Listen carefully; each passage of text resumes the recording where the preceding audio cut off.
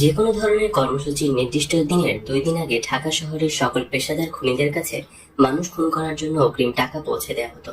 পেশাদার খুনিদের বলা হতো, আমাদের আগামী কর্মসূচির নির্দিষ্ট দিনে লাশ চাই, মানুষের লাশ, হোক সে যে কোনো মানুষের লাশ। এই দেওয়া হলো অগ্রিম টাকা, বাকি টাকা লাশ দেওয়ার পর। কর্মসূচির নির্দিষ্ট দিনে কর্মসূচির সফলতার দিকে নজর দেওয়া হতো না, গভীর উত্তেজনার সাথে তাকিয়ে থাকা হতো মানুষের লাশ পড়ার সংবাদের দিকে। মানুষের লাশ পড়া নিশ্চিত সংবাদ না আসা পর্যন্ত বঙ্গবন্ধু কন্যা শেখ হাসিনা পানাহার সম্পূর্ণ বন্ধ রাখত। যতক্ষণ পর্যন্ত মানুষ খুন হওয়ার চূড়ান্ত খবর না আসতো, শেখ হাসিনা শুধুমাত্র চা আর সে সাথে ফেন্সিডিল ছাড়া অন্য কিছুই খেতেন তো নাই, শুধু ছটফট ছটফট করতেন আর বলতেন, এখনো লাশ পড়লো না, এখনো লাশ পড়লো না, এরপর আমি কি করব, কি কর্মসূচি দেব। এখনো লাশ পড়ল না বলে উন্মাদিনী পাগলির ন্যায় প্রলাপ বকতে থাকতেন এবং 29 নম্বর মিন্টু রোডের দোতলা নিচতলা পায়চারি করতে থাকতেন। যে মুহূর্তে মানুষ খুন হওয়ার সংবাদ বা লাশের সংবাদ নিয়ে আসা হতো, বঙ্গবন্ধু কন্যা স্বস্তিতে বিছানায় গা এলিয়ে দিতেন, বলতেন, আমার ক্ষুধা লেগেছে, খাবার লাগাও। 1-1.5 ঘন্টা স্বস্তি এবং সুখের নিদ্রা শেষে বঙ্গবন্ধু কন্যা শেখ হাসিনা ঘুম থেকে উঠে খাওয়া দাওয়া করে তৈরি হয়ে হাতে রুমাল নিয়ে ঢাকা মেডিকেল হাসপাতালের মর্গে লাশ দেখতে চলে যেতেন। হাসপাতালের মর্গে লাশ দেখে চোখে রুমাল চেপে ধরতেন, ফটো সাংবাদিকরা ছবি তুলত। লাশ দেখে বঙ্গবন্ধু কন্যা জননেত্রী শেখ হাসিনা অশ্রু সংবরণ করতে পারলেন না, এই ক্যাপশন দিয়ে সেই ছবি পত্রিকায় ছাপা হতো। সচিবালয় ঘেরাওয়ের এক কর্মসূচির দিনে দুপুর গড়িয়ে 2টা বেজে গেল, কিন্তু লাশ পড়ার কোনো সংবাদ এলো না। এদিক সেদিক কত লোক পাঠালেন, কিন্তু লাশ পড়ার কোনো সংবাদ নেই। বঙ্গবন্ধু কন্যা তীব্র উত্তেজনায় প্রায় উন্মাদ হয়ে প্রলাপ বকতে লাগলেন।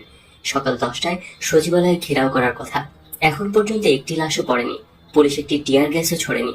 আওয়ামী লীগের কেন্দ্রীয় নেতা, বর্তমানে বাণিজ্যমন্ত্রী তোফায়েল আহমেদ শুধু জাতীয় প্রেস ক্লাবের উল্টো দিকে এনএসআই বিল্ডিং এর সামনে বিশাল কড়ই গাছের নিচে দাঁড়িয়ে দাঁড়িয়ে বাদাম খাচ্ছেন আর পুলিশ অফিসারদের সাথে গল্প করছেন। এদিকে বিজয়নগরে শেখ হাসিনা এবং শেখ রেহানার চাইনিজ রেস্টুরেন্ট সোং গার্ডেনের সামনে বসে কর্নসুপ খাচ্ছেন কেন্দ্রীয় নেত্রী, খাদ্যমন্ত্রী মতিয়া চৌধুরী। 29 নম্বর মিন্টু রোডের সরকারি বাসভবনে বঙ্গবন্ধু কন্যা জননেত্রী, বিরোধী দলীয় নেত্রী শেখ হাসিনার কাছে সংবাদ এলো, লাশ ফেলার মতো ন্যূনতম কোনো ক্ষেত্র তৈরি হচ্ছে না, তাই আর লাশ ফেলা যাচ্ছে না। অর্থাৎ খুনিদের মানুষ খুন করতে যে গোলযোগপূর্ণ পরিবেশ সৃষ্টি করতে হয়, তার নিম্নতম পরিবেশও সৃষ্টি হচ্ছে না। শেখ হাসিনা ও তার দল আওয়ামী লীগের আজকের সচিবালয়ে ঘেরাও করার কর্মসূচি ব্যর্থ হয়েছে, কোন রকম গোলমাল হচ্ছে না, সবকিছু শান্ত ও স্বাভাবিক রয়েছে, ফলে খুনিরা মানুষ খুন করার সুযোগ পাচ্ছে না। এ কথা শুনে বঙ্গবন্ধু কন্যা শেখ হাসিনা বললেন, যাও দ্রুত তোফায়েল ভাইয়ের কাছে যাও, মতিয়া চৌধুরীর কাছে যাও, গিয়ে আমার কথা বলো, সামান্য একটা কিছু করতে বলো। আজ যদি কিছু না হয় তাহলে আগামী দিনে কর্মসূচি দেওয়ার মতো কোনো পুঁজি থাকবে না। যাও তাড়াতাড়ি গিয়ে বলো সামান্য গোলযোগ সৃষ্টি করতে। ছুটে যাওয়া হলো। তোফায়েল আহমেদকে গিয়ে বলা হলো, তোফায়েল ভাই, নেত্রী সামান্য গোলযোগ সৃষ্টি করতে বলেছেন। শুনেই ভয়ানক রেগে গিয়ে তোফায়েল আহমেদ বললেন, যাও এখান থেকে, আমি এসবে বিশ্বাস করি না, আমি নিয়মতান্ত্রিক রাজনীতিতে বিশ্বাস করি, আমি ওইসবে বিশ্বাস করি না, আর একবারও তুমি আমাকে ওইসব বলবে না, তুমি যাও এখান থেকে। এই কথা বলে তোফায়েল আহমেদ তাড়িয়ে দিল। এরপর আসা হলো মতিয়া চৌধুরীর কাছে। মতিয়া চৌধুরী সব শুনে প্রথমে চড়া গলায় বলল, আমি এগুলো পারবো না। সঙ্গে সঙ্গে চুপ করে মতিয়া চৌধুরীকে একটা ধমক দিতেই মতিয়া চৌধুরী ভেজা বিড়ালের মতো চুপ মেরে গিয়ে বলল, দেখো আমি মহিলা মানুষ, আমি কি করতে পারি, তুমি বসো, তুমি বসো। পরে চেয়ার থেকে উঠে দাঁড়িয়ে বললেন, স্যুপ খাও, এই এদিকে একটা স্যুপ দেন, বলে সোং গার্ডেনের বয়কে ইশারা করলেন। 29 নম্বর মিন্টু রোডে গিয়ে পরিস্থিতি বলা হলে জননেত্রী শেখ হাসিনা নগদ 1 লক্ষ টাকা দিয়ে বললেন, আমি লাশ চাই, যে করেই হোক লাশ চাই। বেলা তখন 3টা। কাপ্তান বাজারের উত্তর পাশে গুলিস্তান বাস স্ট্যান্ডের কাছে মানুষ খুনের জন্য খুনিরা অপেক্ষা করতে লাগলো। ঢাকার বাইরে থেকে একটা বাস এসে ভিড়ল। কত মায়ের সন্তান, কত বোনের স্বামী, কত সন্তানের পিতা বাস থেকে নামতে শুরু করলো। বাস থেকে নাম না জানা নিরীহ 20-30 জন যাত্রীর সামান্য ভিড়। খুনিদের দেশে তৈরি পাইপ গান গর্জে উঠল। পাইপ গানের এক ঝাঁক গুলি নাম না জানা নিরীহ যাত্রীদের বিদ্ধ করল। 14-15 জন যাত্রী পিচ ঢালা রাজপথে লুটিয়ে পড়ল। 29 নম্বর মিন্টু রোডে শকুনের মতো অপেক্ষায় থাকা জননেত্রী শেখ হাসিনা এই সংবাদ দেওয়ার সাথে সাথে তিনি পুলকিত হয়ে বললেন, মরছে তো, মরছে তো, যেভাবে গুলি করা হয়েছে তাতে না মরে বাঁচারও কথা না। যাও যাও মেডিকেল হাসপাতালে যাও, দেখো কয়টা লাশ পড়ছে, দেখে আমারে খবর দাও, এই ক্ষুধা লাগছে, খাবার দাও। হাসপাতাল থেকে ফিরে এসে বলা হলো, 3টা লাশ পড়েছে। শেখ হাসিনা তৈরি হতে হতে হাতে রুমাল নিয়ে মেডিকেল হাসপাতালে মর্গে গিয়ে গুলিতে নিহতদের লাশ দেখে চোখে রুমাল দিলেন। ফটো সাংবাদিকরা ছবি তুললেন, পত্রিকায় সেই ছবি ছাপা হলো। আওয়ামী লীগ নেত্রী এবং বঙ্গবন্ধু কন্যা শেখ হাসিনা আওয়ামী লীগের অন্যান্য নেতাদের চাকর তুল্য মনে করেন না। তার কাছে তার বাসার একটা চাকরের যে মূল্য আছে, যে কদর আছে, যে মর্যাদা আছে, আওয়ামী লীগের নেতাদের তাও নেই। আওয়ামী লীগ সভানেত্রী শেখ হাসিনা আওয়ামী লীগ নেতাদের সম্পর্কে প্রকাশ্যেই বলতেন, এরা সব তো ধান্দাবাজি আর চাঁদাবাজির জন্য আমার সাথে আওয়ামী লীগ করে। আওয়ামী লীগের এমন কোনো নেতা নেই যিনি স্বয়ং শেখ হাসিনা এবং তার চাকর বাকর দ্বারা একবার না একবার অপমান অপদস্থ হননি। অবশ্য এক্ষেত্রে বর্তমান বাণিজ্য মন্ত্রী তোফায়েল আহমেদ এবং ডাক ও তার মন্ত্রী নাসিম ব্যতিক্রম। এই দুই আওয়ামী লীগ নেতা বরাবরই শেখ হাসিনার সাথে একটা দূরত্ব বজায় রেখে চলতেন। হয়তো অপমান অপদস্থ হওয়ার ভয়ে, কৌশলগত কারণে দূরত্ব বজায় রাখতেন। তোফায়েল আহমেদ সম্পর্কে কথিত আছে যে তিনি আওয়ামী লীগে মার্কিন যুক্তরাষ্ট্রের লবিং করতেন, আর এই কারণেই শেখ হাসিনা তোফায়েল আহমেদকে ভারত পক্ষে খাটতে বসতেন না। তোফায়েল আহমেদও দলের রাজনৈতিক কলাকৌশল ইত্যাদি ব্যাপারে শেখ হাসিনার প্রতিপক্ষ কখনোই হতেন না। শেখ হাসিনা যা বলতেন, যা করতেন, তোফায়েল আহমেদ কখনোই তার বাদ সাধতেন না বা বিরোধিতা না করে নীরব নিশ্চুপ থাকতেন। এমনকি রাজনীতিতে শেখ হাসিনা যে অস্ত্র, বোমা, জ্বালাও পোড়াও, খুন খারাপের সৃষ্টি করেছিলেন এবং ঢালাওভাবে যে চাঁদাবাজি শুরু করেছিলেন, এই সবই তোফায়েল আহমেদ জানতেন, কিন্তু কখনোই সরাসরি জড়িত হতেন না। ধরি মাছ না ছুঁই পানি এমন একটা ভাবে তোফায়েল আহমেদ থাকতেন। সভা সমাবেশের মঞ্চে বসে তোফায়েল আহমেদ গভীরভাবে শেখ হাসিনাকে বলতেন, নেত্রী, আপনার গোলন্দাজ বাহিনী ঠিক আছে তো?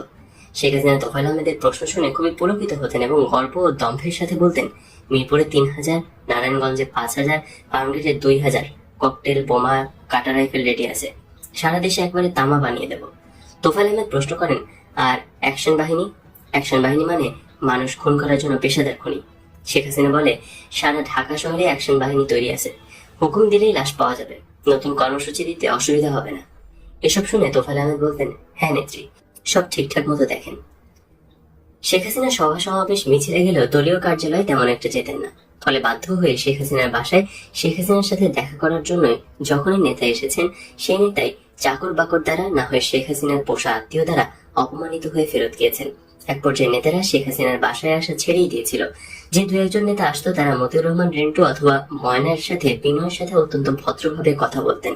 একটু নেত্রীর সঙ্গে দেখা করতে চেয়েছিলাম, দেখা কি সম্ভব হবে? আপনি বসুন, দেখছি। এই বলে মতিউর রহমান রেন্টু দোতলায় বঙ্গবন্ধু কন্যা শেখ হাসিনার কাছে আসতো। আওয়ামী লীগ সভানেত্রী শেখ হাসিনা আত্মীয় স্বজন নিয়ে টেলিভিশনে ডিশ অ্যান্টেনায় অথবা ভিসিআরে হিন্দি সিনেমা দেখছেন, সিনেমার সাথে নাচছেন, গাইছেন, হাসি ঠাট্টা করছেন। সভা সমাবেশ মিছিলের কর্মসূচি না থাকলে শেখ হাসিনা সাধারণত আত্মীয়দের নিয়ে হিন্দি সিনেমা দেখে দিন কাটান। হিন্দি ছবির মধ্যে যে ছবিতে অসৎ রাজনৈতিক নেতা নেত্রীদের খুন খারাপি, ঘুষ, কালোবাজারির হীন চরিত্র রয়েছে, বেছে বেছে সেই সকল হিন্দি সিনেমাগুলোই বঙ্গবন্ধু কন্যা শেখ হাসিনা সারা দিন বসে বসে দেখতেন এবং রপ্ত করতেন। শুধু দেখা এবং রপ্ত করার মধ্যে শেখ হাসিনা সীমাবদ্ধ থাকতেন না। হিন্দি সিনেমার রাজনৈতিক নেতা এবং নেতা নেত্রীর চরিত্রে সমাজে খুন খারাপি, ঘুষ সহ যত রকম খল চরিত্র দেখানো হয়, শেখ হাসিনা তা রপ্ত করে বাংলাদেশ এবং বাংলাদেশের জনগণের উপর আবারও তা অনুশীলন করতেন। আওয়ামী লীগ সভানেত্রী শেখ হাসিনার সাক্ষাৎকার প্রার্থী নেতাকে নিচে বসিয়ে রেখে মতিউর রহমান রেন্টু দোতলায় এসে যখন বলতো, আপনার কেন্দ্রীয় অমুক নেতা আপনার সঙ্গে দেখা করতে চায়, শেখ হাসিনা তখন হিন্দি ফিল্ম দেখছেন। যে কেন্দ্রীয় নেতা দেখা করতে চান শুনলেন, অমনি দূর দূর খেদাও খেদাও এরকম বলে উঠতেন। অগত্যা মতিউর রহমান রেন্টু নিচে এসে কেন্দ্রীয় নেতাকে বলতো, লিডার, আপনি বাসায় আছেন না? নেত্রী দরজা বন্ধ করে রেখেছেন। কয়েকবার দরজায় টোকা দেওয়ার পরও কোনো সারা শব্দ পাওয়া গেল না। আপনি বাসায় আছেন না লিডার? নেত্রী দরজা খুলে আপনাকে বাসায় ফোন করে দেবে, ফোন করার পর আপনি চলে আসবেন। এভাবে কৌশল করে নেতাদের বিদায় করা হতো। নেতারাও বুঝতো যে নেত্রীর কাছে তাদের কোনো মূল্য নেই। নেতারাও বলতো, ঠিক আছে ঠিক আছে, নেত্রী উঠলেই আমাকে ফোন করে দিও, আমি বাসায় আছি। ফোন যে আর যাবে না এটাও নেতারা বুঝতো। বঙ্গবন্ধু কন্যা শেখ হাসিনার পোষ্য আত্মীয় থাকতে কেন নেতারা মতিউর রহমান রেন্টুর কাছে আসতো? কারণ অতীতের অভিজ্ঞতা থেকে নেতারা জানতেন, পোষ্য আত্মীয়দের কাছে গেলে নির্ঘাত অপমান অপদস্থ হওয়া ছাড়া অন্য কিছু ভাগ্যে নেই। শুধু পোষ্য আত্মীয়রাই নয়, বেতনভুক্ত চাকর বাকরের কাছে গেলেও একই অবস্থা। তাই নেতারা মতিউর রহমান রেন্টুর কাছে আসতেন শুধু এই ভরসায় যে সভানেত্রী শেখ হাসিনার সাথে দেখা করতে না পারলেও অন্তত অপমান অপদস্থ হতে হবে না। নেতাদের এই অপমান অপদস্থ হওয়ার পিছনে শেখ হাসিনার অবদানই সবচেয়ে বেশি। বঙ্গবন্ধু কন্যা শেখ হাসিনা স্বয়ং নিজে নেতাদের দূর করতেন, অপমান অপদস্থ করতেন বলে তার পোষ্য আত্মীয় এবং চাকর বাকরেরাও তাই করতেন। মতিউর রহমান রেন্টু এবং ময়না ছাড়া বঙ্গবন্ধু কন্যা শেখ হাসিনার আশেপাশে একজনও ভদ্রলোক ছিল না। চরম অভদ্র এবং নিতান্তই ছোট লোকের সন্তান, ছোট লোক দ্বারা শেখ হাসিনা পরিবেষ্টিত থাকতেন এবং এখনো আছেন। আশ্চর্যের ব্যাপার হচ্ছে অজস্র ছোট লোকের সন্তান ছোট লোকদের অভদ্র ছোট লোকের আচরণ সম্পর্কে শেখ হাসিনা জানতেন না তা নয়, তিনি সবই জানতেন। শুধু জানতেনই না, জেনে শুনেই এদের অসভ্য অভদ্র ছোট লোকের আচার আচরণকে তিনি রীতিমতো প্রশ্রয় দিতেন। এরা এতই অসভ্য অভদ্র ছোট লোক যে এরা কখনোই মানুষকে সালাম দিত না, বরং কেউ এদের সালাম দিলে এরা সালাম নিত না। আওয়ামী লীগের উপদেষ্টাদের ভাগ্যেও একই আচার আচরণ প্রযোজ্য ছিল। কোন উপদেষ্টা কখনো শেখ হাসিনার সাথে দেখা করতে গেলে দূর দূর, ঝামেলা খেদাও, উপদ্রব খেদাও এই বলে শেখ হাসিনা তাদের বিদায় করতেন।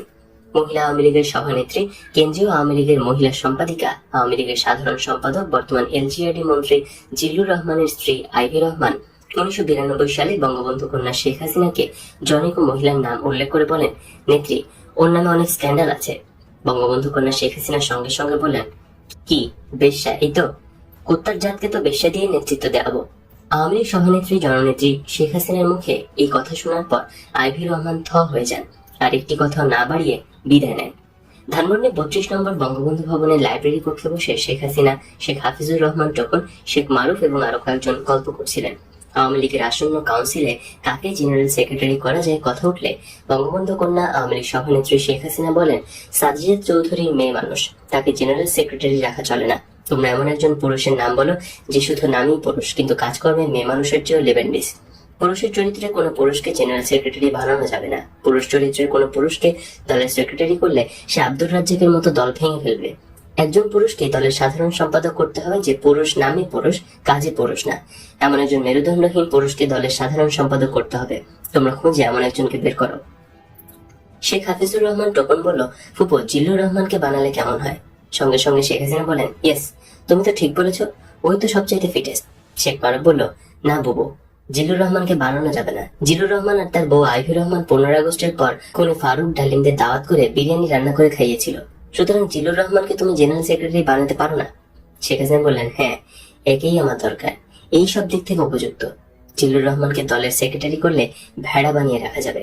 এই ভেড়ার গলায় রশি না থাকলেও উঠানের বাইরে যাবে না। শেখ হাসিনা ঠিকই কাউন্সিল করে জিল্লুর রহমানকে আওয়ামী লীগের সাধারণ সম্পাদক করলেন। বঙ্গবন্ধু কন্যা শেখ হাসিনা তার রাজনৈতিক জীবনে দুটি জিনিস ছাড়া আর কোনো কিছুই চেনেননি। জিনিস দুটির একটি হলো অর্থ, টাকা পয়সা, অন্যটি হলো লাশ, মানে মানুষের লাশ। এই দুটি জিনিস ছাড়া তার দলের নেতাকর্মী, সভ্যানুযায়ী এবং অন্যান্য যারা তার কাছে এসেছেন তাদের কাছে কোনোদিনই তিনি অন্য কিছুই চাননি। এমনকি 28শে সেপ্টেম্বর তার জন্মদিনে যারা টাকা ছাড়া অন্য কিছু উপহার নিয়ে আসতেন, শেখ হাসিনা ভর্ৎসনার সাথে তাদের বলতেন, এইগুলি আমি নিই না, আমি ক্যাশ চাই, ক্যাশ, নগদ টাকা ছাড়া অন্য উপহার আমি গ্রহণ করি না। 1996 সালের 28শে সেপ্টেম্বর গণভবনে বসেও তিনি একই কথাই বলেছেন। অর্থের দাবি বঙ্গবন্ধু কন্যা জননেত্রী শেখ হাসিনার প্রধান দাবি। আপনি যেই হন না কেন, যেখান থেকে টাকা নিয়ে আসেন না কেন, শেখ হাসিনার কথা হচ্ছে তাকে টাকা দিতে হবে। যদি টাকা না দেন তাহলে তার কাছে মানুষ হিসেবেই গণ্য হবেন না।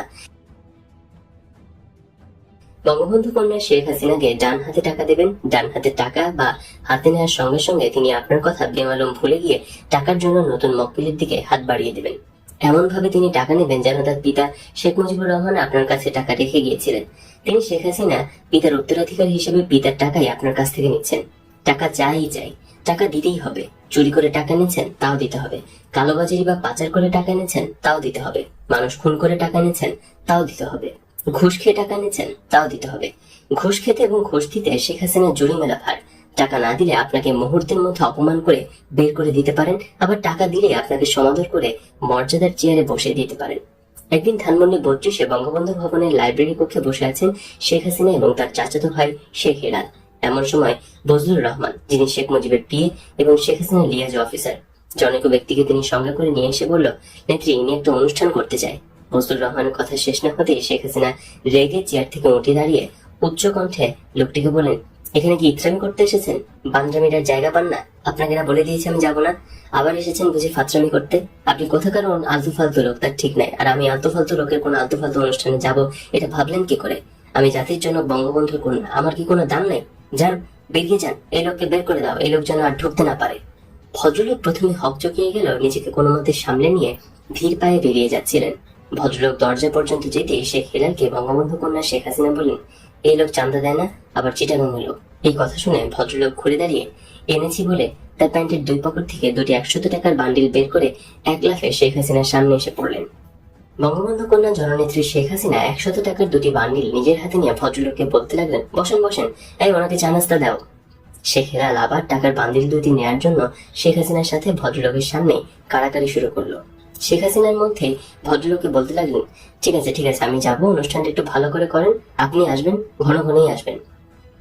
1992 সাল থেকে যমুনা সেতু নির্মাতা প্রতিষ্ঠান কোরিয়ান হুন্দাই কোম্পানির জন্য শেখ হাসিনাকে নিয়মিত চাঁদা দিয়ে আসতো। আর সেই জন্যই যমুনা সেতু উদ্বোধনের কয়েকদিন আগে উত্তরবঙ্গের জন্য নির্মিত গ্যাস লাইন সম্পূর্ণ ভেঙে যমুনা নদীতে পড়ে গেলে সংশ্লিষ্ট কর্তৃপক্ষ গ্যাস লাইন নির্মাণে হুন্দাই কোম্পানির ত্রুটি, অনিয়ম এবং নিম্নমানের অভিযোগ আনলেও শেখ হাসিনার সরকার বেমালুম নীরব থাকে। শেখ হাসিনা আওয়ামী লীগের কোনো নেতাকর্মীকে কখনোই নীতির কথা শোনাননি, আদর্শের কথাও শোনাননি, ত্যাগের কথা শোনাননি। যেই তার কাছে গিয়েছে তাকেই তিনি কারণে অকারণে শুধু বলতেন, আমি নির্দেশ দিলাম, মেরে লাশ ফেলে দাও, আমি লাশ চাই। আওয়ামী লীগের বর্তমান মন্ত্রী অনেকেই বলতেন, বঙ্গবন্ধু কন্যা সভানেত্রী শেখ হাসিনা তো টাকা আর লাশ ছাড়া কিছুই বোঝে না, আর কত টাকা দেবো, আর কত লাশ দেব। অবক্ষয়, অবক্ষয়। শিল্পপতি জহির হত্যার প্রধান খুনি আসামি ইউসিবিএল ব্যাংকের পরিচালক চেয়ারম্যান আখতারুজ্জামান বাবু বলেন, আর কত টাকা দেব, দিতে দিতে তো নিঃশেষ হয়ে গেলাম। বঙ্গবন্ধু কন্যা আওয়ামী লীগ সভানেত্রী শেখ হাসিনা 1986 সালের 17 মে বাংলাদেশে আসার পর থেকে স্বামী ডক্টর ওয়াজেদ মিয়ার সাথে কখনোই একটি দিন বা একটি রাত স্বামী স্ত্রী হিসেবে কাটাননি। আগেই বলেছে, শেখ হাসিনা বাংলাদেশে আসার পর প্রথমে তার স্বামী মহাখালীর সরকারি কোয়ার্টারে ওঠেন, পরে ধানমন্ডি 32-এ তার পিত্রালয় বঙ্গবন্ধু ভবন, তারপর 29 নম্বর মিন্টু রোড এবং আরো পরে ধানমন্ডি 5 নম্বরে স্বামী ও নিজের বাড়িতে। এখন প্রধানমন্ত্রী সরকারি বাসভবন গণভবনে থাকেন। কিন্তু তার স্বামী ডক্টর ওয়াজেদ প্রথম থেকে এখনো পর্যন্ত তার মহাখালীর আণবিক শক্তি কমিশনের হেডকোয়ার্টারেই রয়েছেন। তিনি কখনোই ধানমন্ডি 32, 29 মিন্টু রোড, ধানমন্ডি 5 নম্বর বা গণভবনে আসেননি এবং শেখ হাসিনা তাকে আনেননি। শুধু তাই নয়, বঙ্গবন্ধু কন্যা শেখ হাসিনা যখন তার স্বামীর মহাখালী হেডকোয়ার্টারে থাকতেন, তখন ডক্টর ওয়াজেদ থাকতেন ওই কোয়ার্টারের ভেতরের রেস্ট হাউসে। দুজনের সাথে রাত দিন দেখা সাক্ষাৎ তো দূরের কথা, মুখোমুখিও হতেন না। মহাখালী স্বামীর হেডকোয়ার্টারে থাকতে এবং পরবর্তীতে ধানমন্ডি 32-এর পিত্রালয় বঙ্গবন্ধু ভবনে থাকতে 1987 সালে মুন্সিগঞ্জের হরগঙ্গা কলেজ ছাত্র সংগঠনের ভিপি মৃণাল কান্তি দাস নামের তরুণ যুবক আসার আগ পর্যন্ত শেখ হাসিনা নিয়মিত রুটিন মাফিক প্রতিদিন সন্ধ্যার ঠিক 1 ঘন্টা আগে গোসল করে পাউডার পারফিউম মেখে লম্বা চুলের একটি বেনি করে চকচকে নতুন শাড়ি ব্লাউজ পরে খুবই পরিপাটি হয়ে কাউকে সঙ্গে না নিয়ে শুধুমাত্র গাড়ি চালক ড্রাইভার আলালকে নিয়ে অজ্ঞাত স্থানে বেরিয়ে যেতেন এবং ঘন্টা 2-1 পর ফিরে আসতেন। শুধু এই সময় অজ্ঞাত স্থানে যাওয়া ছাড়া শেখ হাসিনার কখনোই একা শুধু জিপ গাড়ি আর চালক নিয়ে বাইরে যেতেন না। ওই সময় ওই অজ্ঞাত স্থান ছাড়া যেখানে তিনি যেতেন সেখানে তার সাথে সকলকে অবশ্যই নিয়ে যেতেন। 1987 সালে মুন্সিগঞ্জের হরগঙ্গা কলেজ ছাত্র সংসদের ভিপি তরুণ যুবক মৃণাল কান্তি দাসের সাথে বঙ্গবন্ধু শেখ হাসিনার পরিচয় হয় এবং পরিচয়ের পর থেকে মৃণাল কান্তি দাস ধানমন্ডি 32 নম্বরে বঙ্গবন্ধু ভবনে দিবারাত্রি সার্বক্ষণিকভাবে থাকতে শুরু করলো। শেখ হাসিনা তখন ওই বাড়িতেই থাকেন। শেখ হাসিনা ধীরে ধীরে নিয়মিত রুটিন মাফিক সন্ধ্যার আগে অজ্ঞাত স্থানে যাওয়া ছেড়ে দিলেন। অধিক রাত পর্যন্ত, এমনকি গভীর রাত পর্যন্ত ধানমন্ডি 32-এর বঙ্গবন্ধু ভবনের লাইব্রেরিতে অবস্থান করতে লাগলেন। এদেশের সকল হিন্দু একেবারে কায়মনে হিন্দুস্তানে বিশ্বাস করে। হিন্দুরা এই দেশে থাকলেও হিন্দুস্তান বা হিন্দু রাষ্ট্র ভারতকেই তাদের দেশ বলে মনে করে। বাংলাদেশকে কখনোই হিন্দুরা তাদের দেশ মনে করে না। তবে তাদের আকাঙ্ক্ষা, বাংলাদেশ একদিন না একদিন হিন্দুদের রাজ্য ভারতের দখলে যাবে। আর এই বিষয়ে তারা আওয়ামী লীগকে নিকট বন্ধু মনে করে। এদেশের হিন্দু সম্প্রদায়ের দৃঢ় বিশ্বাস, একমাত্র আওয়ামী লীগই হচ্ছে বিশ্বস্ত এবং নির্ভরযোগ্য রাজনৈতিক দল, যে দলের মাধ্যমে বাংলাদেশকে একদিন না একদিন হিন্দুস্তানের অধীনে নেওয়া যাবে। আর এই কারণেই এদেশের আপামর হিন্দু সম্প্রদায় আওয়ামী লীগকে সমর্থন করে এবং আওয়ামী লীগকে ভোট দেয়। হিন্দু বৌদ্ধ খ্রিস্টান ঐক্য পরিষদের মহাসচিব ঢাকা বিশ্ববিদ্যালয়ের শিক্ষক ডক্টর নীলচন্দ্র ভৌমিকের মতে আওয়ামী লীগই হচ্ছে এদেশের একমাত্র রাজনৈতিক দল, যে দল ভারত পাকিস্তান দ্বন্দ্বে বা সংঘর্ষে ভারতকে সমর্থন জানাবে, শক্তি যোগাবে। এই জন্যই এদেশের হিন্দু সম্প্রদায় আওয়ামী লীগকে ভোট দেয়, শক্তি যোগায়। স্বল্প শিক্ষিত মিষ্টির দোকানদার রামহরি মজুমদারের মতে একদিন দেখবা আওয়ামী লীগে কোনো মুসলমানই থাকবে না, তখন এই আওয়ামী লীগই হিন্দু লীগ হইব। আমরা জয় হিন্দে বিশ্বাস করি, জয় হিন্দ জয় বাংলা স্লোগানটা মিলে দেখো না, আবার জয় দুর্গা জয় মা কালী জয় বাংলা একই ধ্বনি। তাহলে আওয়ামী লীগ করুন না কেন? তা করুনটা কি? আওয়ামী লীগ তো আধা হিন্দুই, একসময় পুরোটাই হিন্দু হয়ে যাইব। নাম প্রকাশে অনিচ্ছুক বাংলাদেশ ক্যাডার সার্ভিসের সদস্য বন বিভাগের উচ্চপদস্থ হিন্দু কর্মকর্তার মতে আওয়ামী লীগ হচ্ছে স্বাধীনতায় বিশ্বাসী দল, তাই হিন্দু সম্প্রদায় আওয়ামী লীগের বিশ্বাসী সম্প্রদায়। এদেশের হিন্দুরা আওয়ামী লীগকে শুধু ভোটই দেয় না, অর্থ দেয়, বুদ্ধি দেয়, এবং তারা শুধু এখানেই সীমাবদ্ধ থাকে না। এদেশের হিন্দু সাংবাদিকরা সংবাদ পরিবেশনের ক্ষেত্রে আওয়ামী লীগের পক্ষে পক্ষপাতিত্ব করে। সবচাইতে ভয়ের এবং বিস্ময়ের ব্যাপার হলো হিন্দু বিচারপতিরাও বিচারের পক্ষপাতিত্ব করে। হিন্দু বিচারপতিগণ বিচারপতির আসনে বসে প্রথমেই বোঝার চেষ্টা করেন বাদী বা বিবাদী কোন রাজনৈতিক দলের সমর্থক নাকি। যদি আওয়ামী লীগের লোক বা সমর্থক হয় তাহলে তাকে যতটা সম্ভব লঘু দণ্ড দেওয়া হয়, আর যদি আওয়ামী লীগের লোক বা সমর্থক না হয় তাহলে তাকে যতটা সম্ভব গুরুদণ্ড দেওয়া হয়। প্রশাসন বা ব্যবসায় থাকা হিন্দু সম্প্রদায়ের বৈধ বা অবৈধভাবে তাদের উপার্জিত অর্থের একটা অংশ অবলীলাক্রমে শেখ হাসিনাকে দেয় এবং বাকি সম্পূর্ণ অংশ ভারতে পাচার করে। এদেশের হিন্দু সম্প্রদায় চাকরিজীবী হোক আর ব্যবসায়ী হোক, অবলীলাক্রমে এদেশের সকল ধন সম্পদ ভারতে পাচার করে। চাকরিজীবী বৈধ অবৈধ যেভাবেই উপার্জন করুক, অর্থাৎ অসৎ পথে ঘুষ দুর্নীতির মাধ্যমে অর্থ উপার্জন করুক কিংবা চাকরির বেতনের মাধ্যমে উপার্জন করুক, যেভাবেই উপার্জন করুক, তাদের অর্জিত সকল ধন সম্পদই তারা ভারতে পাচার করবে। হিন্দু ব্যবসায়ীদের ক্ষেত্রেও একই কথাই প্রযোজ্য। হিন্দু সম্প্রদায় কখনোই এই দেশকে তাদের দেশ মনে করে না, আর তাই এই দেশে থেকে অবৈধ এবং বৈধভাবে উপার্জিত সমুদয় অর্থ ভারতে পাচার করে। অনুরূপভাবে প্রধানমন্ত্রী শেখ হাসিনা এবং তার পরিবার পরিজন সকলেই এই দেশকে নিজের দেশ মনে করে না, আর সে কারণে শেখ হাসিনা, শেখ রেহানা বৈধ অবৈধ যেভাবেই অর্থ করে উপার্জন করুক না কেন, বাংলাদেশে একটা ফোঁটা করিও রাখেন না। তাদের অর্জিত সকল ধন সম্পদ বিদেশে পাচার করেন। শেখ হাসিনা এবং তার পরিবারের লোকেরা প্রধানত ভারত, সিঙ্গাপুর, হংকং, লন্ডন এবং যুক্তরাষ্ট্রে ধন সম্পদ পাচার করেন। 1992 সালে বেগম খালেদা জিয়ার বিএনপি সরকার বাংলাদেশে প্রথম ভ্যাট প্রথা চালু করে। খালেদা জিয়া ভ্যাট চালু করার সময় তখনকার বিরোধী দলীয় নেত্রী শেখ হাসিনা এবং তার আওয়ামী লীগ ভ্যাট প্রথা বাতিলের দাবিতে আন্দোলন শুরু করে। আন্দোলনের প্রথম পর্যায়ে ভ্যাট প্রথা বাতিলের দাবিতে মিছিল সমাবেশ করে খালেদা জিয়াকে নির্দিষ্ট সময়সীমা দিয়ে বিরোধী দলীয় নেত্রী শেখ হাসিনা বললেন, এর মধ্যে ভ্যাট প্রথা বাতিল না করলে হরতাল করা হবে। তখন শেখ হাসিনাকে বলা হলো, আপনি যে ভ্যাট বাতিলের জন্য হরতাল আহ্বান করতে যাচ্ছেন, আপনি ক্ষমতায় গেলে কি করবেন? ভ্যাট প্রথা বাতিল করবেন? পরেরটা পরে হবে। এই কথা বলে শেখ হাসিনা ঠিকই ভ্যাট বাতিলের দাবিতে হরতাল করলেন। আর শেখ হাসিনা যখন ক্ষমতায় এলেন তখন ভ্যাট বাতিল তো দূরের কথা, উল্টো ভ্যাটের আওতা আরো বাড়িয়ে দিলেন। অর্থাৎ বেগম খালেদা জিয়ার সরকার যে সকল পণ্যের উপর ভ্যাট বসিয়েছিলেন, বঙ্গবন্ধু কন্যা শেখ হাসিনা সেই সকল পণ্যের উপর ভ্যাট বহাল তো রাখলেনই, বরং যে সমস্ত পণ্যের উপর ভ্যাট ছিল না সেই সমস্ত পণ্যের উপরও ভ্যাট ধার্য করলেন। জননেত্রী শেখ হাসিনা নিজের একজন বড় খেলোয়াড় মনে করেন। তিনি মনে করেন দুনিয়ার সবচেয়ে দক্ষ খেলোয়াড় এবং তার মতো খেলোয়াড় সারা বিশ্বে কোনো জুড়ি নেই। তিনি খেলতে ভালোবাসেন, বলতে গেলে খেলাই যেন একমাত্র তার কাজ।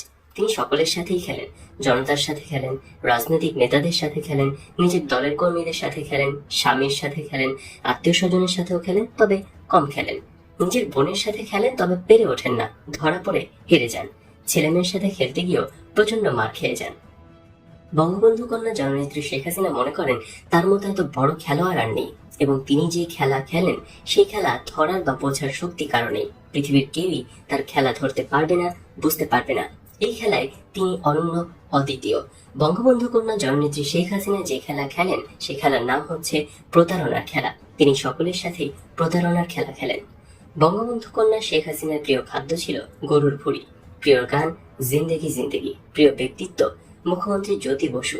সবচাইতে বেশি লোভ ছিল টাকার প্রতি, সবচাইতে অপছন্দের ছিল নামাজি মানুষ, সবচাইতে স্বস্তি এবং আনন্দের ছিল মানুষের লাশ, এবং সবচেয়ে বেশি পটু ছিলেন মিথ্যে বলায়।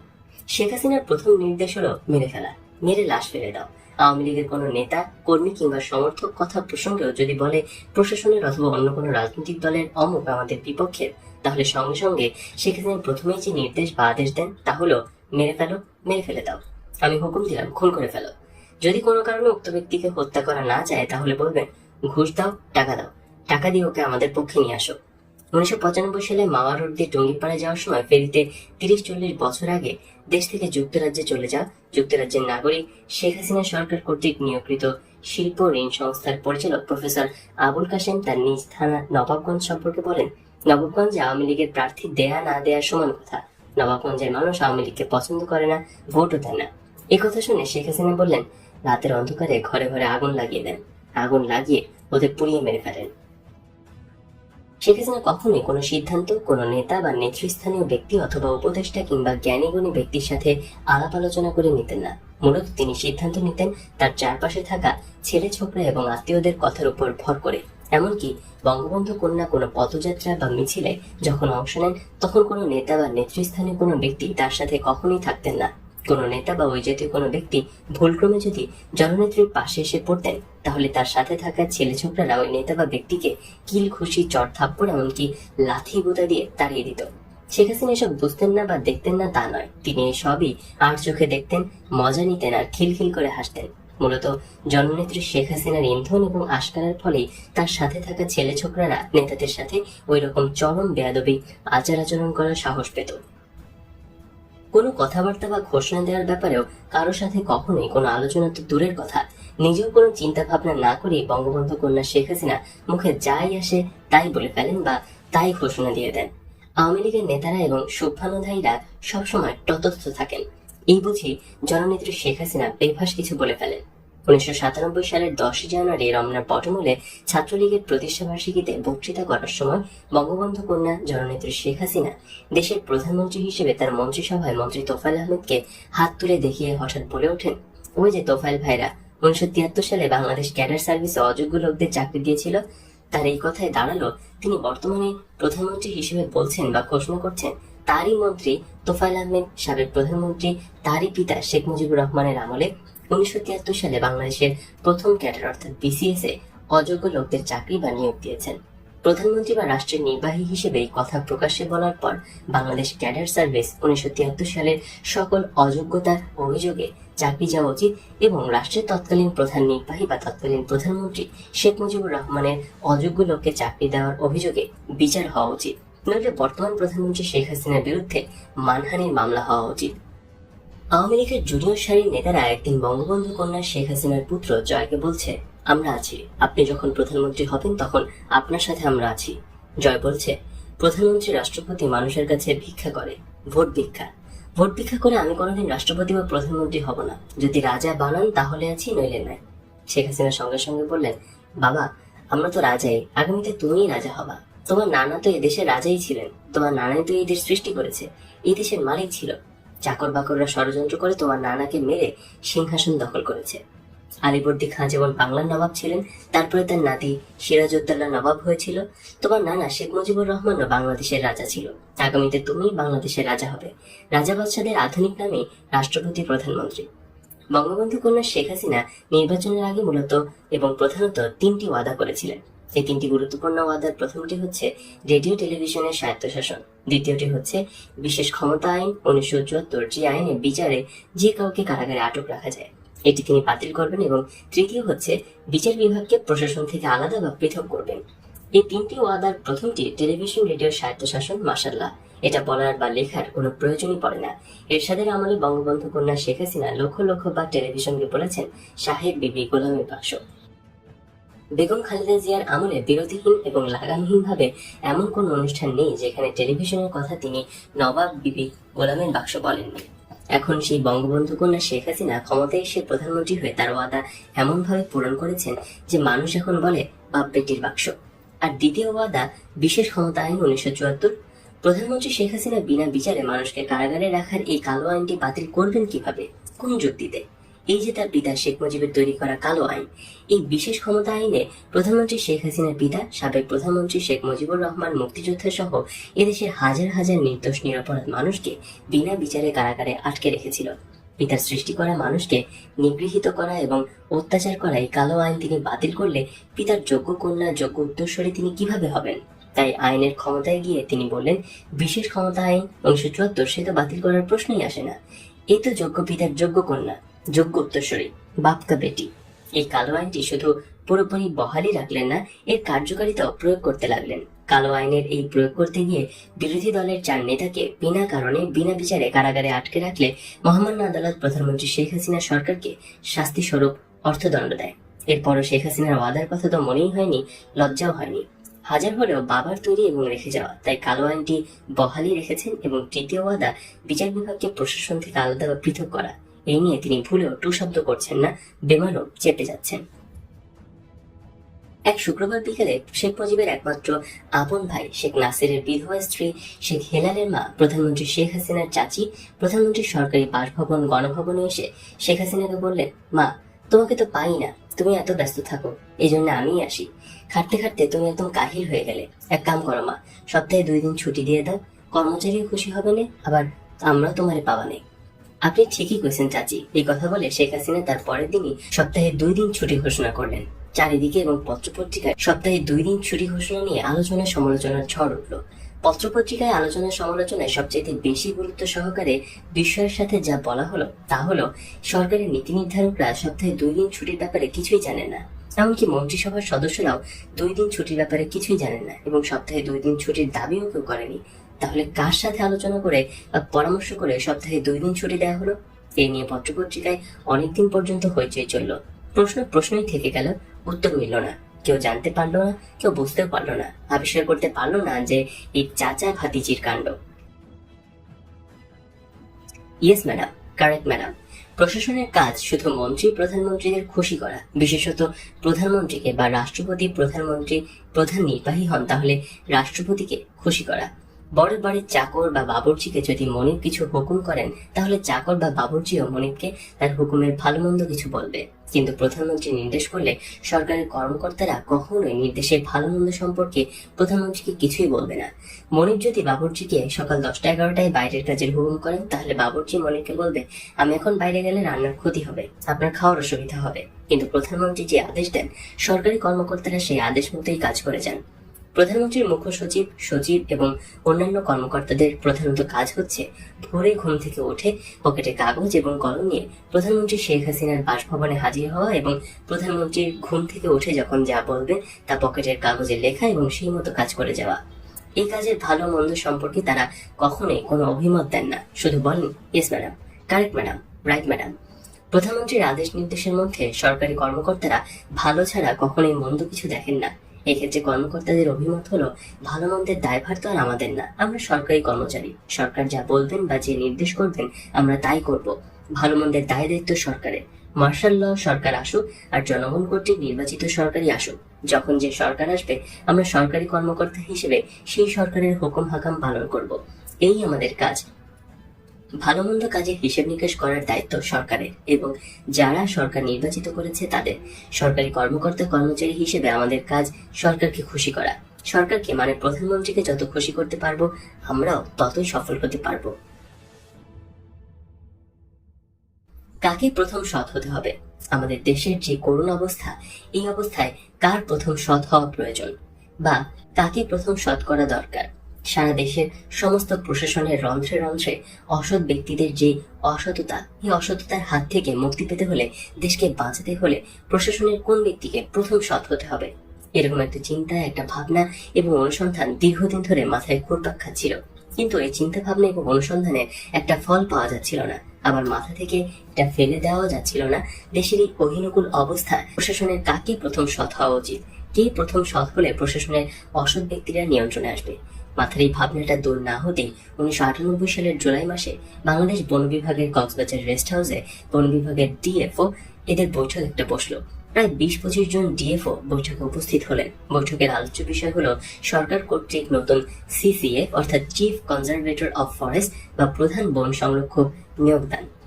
ডিএফওদের বৈঠকে আলোচনা হলো নতুন সিসিএফ প্রার্থী 5 জন। এই 5 জনের মধ্যে বর্তমানে যিনি সিসিএফ আছেন তিনি চাকরির মেয়াদ বাড়িয়ে সিসিএফ পদে আরো থাকতে চান এবং বাকি 4 জন সিএফ হতে চান। এবং এই 5 জন সিসিএফ প্রার্থী আলাদা আলাদা ভাবে ডিএফওদের কাছে ঘুষ বা চাঁদা হিসেবে মোটা অঙ্কের টাকা চাচ্ছেন। ডিএফওদের কাছ থেকে এই মোটা অঙ্কের টাকা নিয়ে সিসিএফ প্রার্থীরা নিজস্ব ব্যবস্থাপনায় বা নিজস্ব চ্যানেলে সিসিএফ হওয়ার জন্য বনমন্ত্রীকে ঘুষ দেবেন। এবং যেহেতু সিসিএফ একটা গুরুত্বপূর্ণ পদ, তাই এই পদে কাউকে নিয়োগ দেওয়ার আগে প্রধানমন্ত্রী একটা সম্মতি বনমন্ত্রীকে নিতেই হবে। আর তাই সিসিএফ প্রার্থীদের কাছ থেকে নেয়া ঘুষের টাকা থেকে বড় একটা অংশ প্রধানমন্ত্রীকে বনমন্ত্রী দিতে হবে, নইলে সিসিএফ পদে নিয়োগ দেওয়া হবে না। বনমন্ত্রী এবং প্রধানমন্ত্রীকে ঘুষ দেওয়ার এই প্রতিযোগিতায় যে প্রার্থী সর্বোচ্চ টাকা দেবেন তিনিই সিসিএফ হবেন। এই জন্যই সিসিএফ প্রার্থীরা ডিএফওদের কাছ থেকে মোটা অঙ্কের টাকা দাবি করেছে। ডিএফওদের আলোচ্য বিষয় হলো, আমরা যে সিসিএফ প্রার্থীকে টাকা দেব, তিনি সিসিএফ না হয়ে যে প্রার্থীকে টাকা দেব না সেই প্রার্থী যদি সিসিএফ হয়ে যায়, তাহলে তো আমাদের বদলি করে হেডকোয়ার্টারে নিয়ে কর্মহীন করে রাখা হবে। ডিএফও হিসেবে ফিল্ডে থেকে দেদার চেয়ে যে টাকা তারা কামাচ্ছে তা বন্ধ হয়ে যাবে। তাই সর্বসম্মতিক্রমে ডিএফওগণ সিদ্ধান্ত নিল যে সকল সিসিএফ প্রার্থীকে সমান টাকা দেওয়া হবে, এবং দেয়া হলেও তাই। যিনি নতুন সিসিএফ হয়েছেন আব্দুস সাত্তার, তিনি মন্ত্রী এবং প্রধানমন্ত্রীর টাকা একত্র করে বনমন্ত্রীর কাছে না দিয়ে আলাদা আলাদা ভাবে ভিন্ন ভিন্ন করে দিয়েছেন। নতুন সিসিএফ জনাব আব্দুস সাত্তার প্রধানমন্ত্রীর অংশ বনমন্ত্রীর হাতে না দিয়ে সোজা চলে গেলেন ঢাকার বেইলি রোডের টাঙ্গাইল মিষ্টি ঘরের ঠিক সাথেই লাগোয়া পেছনে ২য় তলা বিল্ডিং ১২ নম্বর নিউ বেইলি রোডে, যেখানে শেখ হাসিনার ক্যাশিয়ার কাম ছোট বোন শেখ রেহানার অর্ধ বিকলাঙ্গ স্বামী শফিক সিদ্দিকী ঢাক ঢোল পিটিয়ে তদবিরকারক চেম্বার খুলেছেন। সেখানে গিয়ে শফিক সিদ্দিকীকে না পেয়ে সিসিএফ প্রার্থী আব্দুস সাত্তার গেলেন শেখ হাসিনা এবং শেখ রেহানার মালিকানাধীন বিজয়নগরের সুং গার্ডেন চাইনিজ রেস্টুরেন্টে।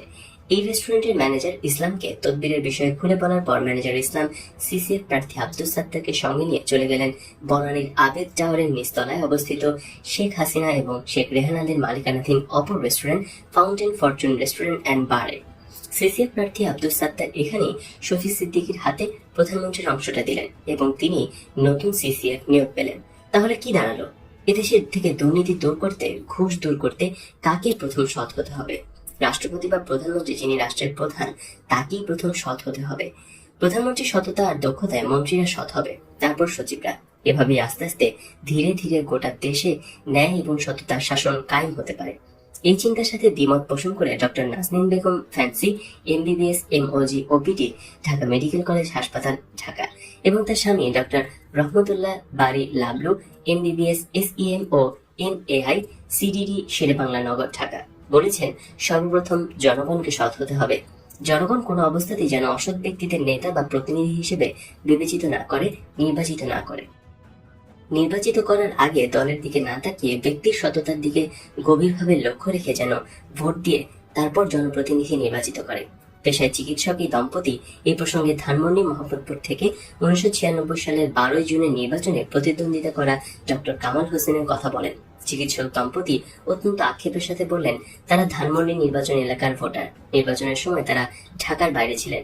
ডক্টর কামাল হোসেনের মতো একজন সৎ এবং শিক্ষিত লোক নির্বাচনে দাঁড়িয়েছেন বলে তারা অত্যন্ত তাড়াহুড়ো এবং কষ্ট করে ঢাকায় এসে ডক্টর কামাল হোসেনকে ভোট দেন। কিন্তু ভোট গণনায় দেখা গেল ডক্টর কামাল হোসেন শোচনীয়ভাবে পরাজিত হয়েছেন। অথচ ধানমন্ডি মোহাম্মদপুর এলাকার প্রায় সকল ভোটারই শিক্ষিত। তাই এই ডাক্তার স্ত্রীর অভিমত হলো, সর্বপ্রথম জনগণকে সৎ হতে হবে, ঠিক হতে হবে। সৎ এবং শিক্ষিত ব্যক্তিকে নির্বাচিত করতে হবে, তাহলে আমাদের দেশে সৎ এবং ন্যায়ের শাসন প্রতিষ্ঠিত হবে।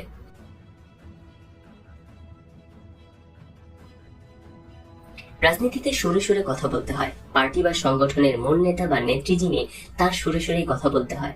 আপনি যে পর্যায়ে নেতা বা কর্মী হন না কেন, পার্টি বা সংগঠনের অথবা রাষ্ট্রের মূল নেতা যিনি, যার হাতে মূল ক্ষমতা, তিনি যদি চৈত্রের ভর দুপুরেও বলেন এখন রাত, আপনাকেও তাই বলতে হবে। যদিও তখন ভর দুপুর, তবুও ভুল বলেও তা বলতে পারবেন না। যদি সুরে সুরে কথা না বলেন, সত্য কথা বলেন, তাহলে আপনি নেতার কাছে হবেন অগ্রহণযোগ্য ব্যক্তি। নেতা বা নেত্রী যা বলবেন তা যতই অসত্য বা ভুল হোক না কেন, আপনাকে তালে তালে সুরে সুরে ঠিক সব ঠিক বলে যেতে হবে। যদি তা না পারেন, তাহলে আর যাই হোক রাজনীতিতে শাইন করতে পারবেন না, যোগ্য হতে পারবেন না। আর রাজনীতিতে যিনি মূল নেতা বা নেত্রী বা ক্ষমতার মূল মালিক, অর্থাৎ যিনি ক্ষমতার কেন্দ্রবিন্দু, তার কাজ হলো যে তার সাথে তালে তালে তাল মিলিয়ে, সুর মিলিয়ে, সুরে সুরে কথা বলবে বা কাজ করবে, তাকেই সবচেয়ে যোগ্য এবং আনুগত্যশীল মনে করা। এর বাইরে তিনি আর কিছুই মনে করতে পারেন না। অর্থাৎ ভুল করেই হোক বা ইচ্ছে করেই হোক, তিনি দিনকে রাত বলছেন। আর অধীনস্থ কোনো নেতা বা কর্মী যদি তা শুধরে দেয়, তাহলে তিনি ধরে নেন অধীনস্থ এই লোক তার প্রতি আনুগত্যশীল নয়, যোগ্য নয়। বাংলাদেশের প্রেক্ষাপটে, বিশেষ করে আওয়ামী লীগ সভানেত্রী বর্তমান প্রধানমন্ত্রী শেখ হাসিনার ক্ষেত্রে, তিনি যা বলবেন বা করবেন তা সঠিক হোক বা না হোক, অবশ্যই বলতে হবে ঠিক, সবটাই ঠিক। বঙ্গবন্ধু কন্যা শেখ হাসিনার রাজনীতিতে প্রথম কথা হচ্ছে, তার কোনো ভুল থাকতে পারে না। কেউ যদি মনে করে তার কোথাও ভুল হয়েছে, তাহলে তাকে রাজনীতির প্রথম কথা পুনরায় স্মরণ করতে হবে। ঠিক ঠিক নেত্রী, আপনি যা বলছেন বা যা করছেন তা সবই ঠিক। শেখ হাসিনার রাজনীতিতে যারা এভাবে চলেছে, তারাই উপরে উঠেছে এবং সফল হয়েছে।